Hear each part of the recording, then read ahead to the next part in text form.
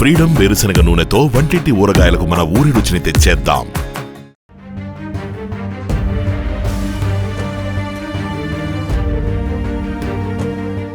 తమిళనాడులో అమానవీయ ఘటన చోటు చేసుకుంది. ఇప్పటికే వివిధ ప్రాంతాలలో అనేక ఘటనలు బయటపడుతున్నటువంటి సందర్భంలో ఒక దళిత విద్యార్థిని పైన ఒక అమానవీయమైనటువంటి ఘటన బయటపడింది. పీరియడ్స్లో ఉన్నటువంటి ఒక దళిత విద్యార్థిని పరీక్ష రాసేందుకు వస్తే ఆమెను ట్రీట్ చేసినటువంటి విధానం ఇప్పుడు ఒక్కసారిగా చర్చనీయాంశంగా మారింది. ఆమెను తరగతి బయట కూర్చోబెట్టారు. నెలసరి శుభ్రత పైన ప్రభుత్వాలు పాలసీలు రూపొందిస్తూ అవగాహన కార్యక్రమాలు చేపడుతుంటే కొందరు మాత్రం ఇలా మూర్ఖత్వాన్ని ప్రవర్తిస్తున్నారు. ఇంగిత జ్ఞానం కూడా లేకుండా ఈ యొక్క ప్రవర్తన సభ్య సమాజాన్ని కూడా ప్రశ్నించేటువంటి ప్రయత్నానికి దారితీస్తుంది. ஏன் இங்கே உட்காந்து எக்ஸாம் எழுதிட்டு இருக்கா? கட்டு என்ன எக்ஸாமு? என்ன எக்ஸாம் பாப்பா? ஏன் இங்கே உட்காந்து எழுதிட்டு இருக்கா? யார் இங்கே உட்காந்து எழுத சொன்னது? எந்த மிஸ்ஸு? பிரின்ஸிபல் மிஸ்ஸும் உனக்கு இங்கே உட்காந்து படியில் உட்காந்து எக்ஸாம் எழுத சொன்னாங்களா? இதுக்கு முன்னாடி எப்போ எழுதுன எக்ஸாமு? மண்டே இங்கே தான் உட்காந்து எழுதுனியா? எந்த டெஸ்கில் முன்னாடி உட்காந்து பாஸ்பரியில் தான் உட்காந்து எழுதுனியா? சரி எழுது. ஏன் மிஸ் ஒன்றும் சொல்லலையா? உள்ள கிளாஸ்க்குள்ளே உட்காரணும் நீ சொல்லலையா?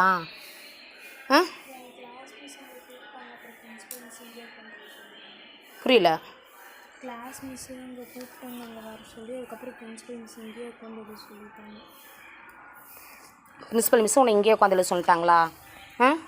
ஏஜென்ட் பண்ணால் உள்ளே உட்காந்து ரூமில் உட்காந்து எழுதக்கூடாதாம்மா? వీధిలో ఉட்காந்து எழுதணுமா? இல்லையா? అసలు ఏం జరిగింది అనేటువంటి వివరాల్లోకి వెళ్తే కోయంబత్తూరులో 8వ తరగతి చదువుతున్నటువంటి ఒక విద్యార్థికి రీసెంట్గా ఈ మంత్లో ఏప్రిల్ 5న మొదటిసారిగా ఋతుక్రమం మొదలైంది. దీంతో 2 రోజుల తర్వాత అంటే ఏప్రిల్ 7వ తారీఖున తన పరీక్షలు హాజరవ్వడం కోసం, ఫైనల్ పరీక్షలు కాబట్టి హాజరవ్వడం కోసం రాసేందుకు ఆమె స్కూల్కి వచ్చేసింది. కానీ ఆ విద్యార్థిని ఉపాధ్యాయులు లోపలికి అనుమతించలేదు. ఆమెని తరగతి బయటే కూర్చోబెట్టి పరీక్ష రాయించారు. ఆ తర్వాత ఆమె ఇంటికి వెళ్ళాక తన తల్లికి ఈ విషయం అంతా కూడా స్కూల్లో జరిగినంత విషయాన్నంతా కూడా చెప్పేసరికి వారొకసారిగా షాక్ అయ్యారు.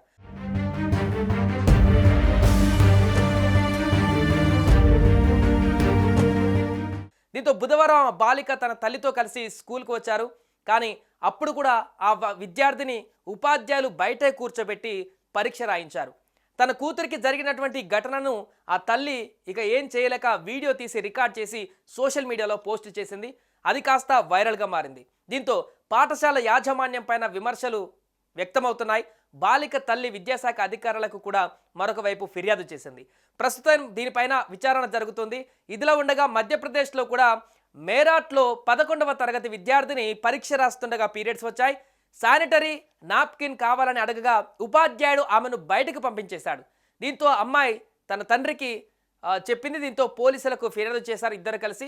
సో ఇలాంటి సమయంలో ఉపాధ్యాయులు చాలా ఉన్నతమైనటువంటి ఆలోచనతో ఉండాల్సినటువంటి ఉపాధ్యాయులు ఇలా అమ్మాయిలను నిర్మోహమాటంగా క్లాస్ గదిలో నుంచి బయటకు పంపించడం, పరీక్షను రాయనివ్వకుండా బయట కూర్చోబెట్టడం, మిగతా అమ్మాయిలతో పాటుగా ట్రీట్ చేయకుండా తనని ఏదో అవమానించేటువంటి పరిక్రమలకు దారితీయడం అనేది కూడా ప్రస్తుతం ఈ యొక్క చర్యలు అనేటివి కూడా దేశవ్యాప్తంగా కూడా చర్చనీయాంశంగా మారాయి.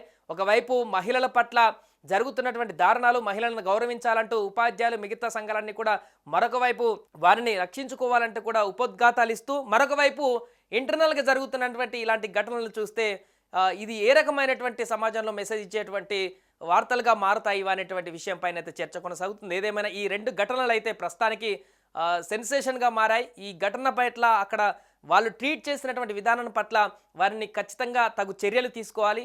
ఇంకా భవిష్యత్తులో ఎవరు కూడా ఇలాంటి ఘటనలు జరిగినప్పుడు వారిని ఒక పెద్ద దిక్కుగా అక్కడ ఉన్నటువంటి వారు చేరదీయాలి తప్ప ఇలా ఆ యువతులను కానీ మిగతా అమ్మాయిలను కానీ ఇలా అవమానించేటువంటి విధంగా బిహేవ్ చేయొద్దంటూ కూడా కామెంట్ చేస్తున్నారు.